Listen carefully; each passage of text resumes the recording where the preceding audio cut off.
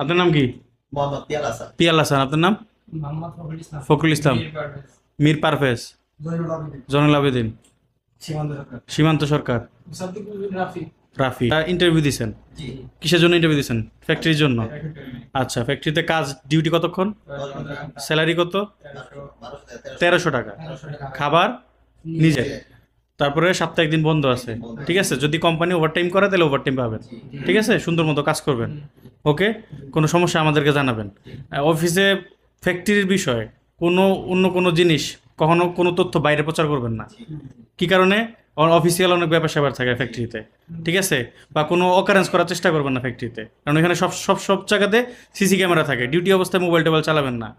ঠিক আছে, বা কোনো অকারেন্স করবেন না। এগুলো করলে পরে কিন্তু আমাদের কিছু করার থাকবে না, কোম্পানি যদি কোনো ক্লেম করে বের করে দেয়।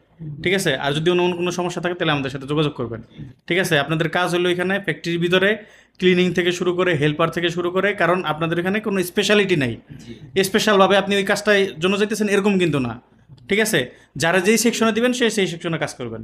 ওকে, কারো কোনো সমস্যা আছে? সুন্দরভাবে যান, সুন্দরভাবে কাজ করবেন। ওকে।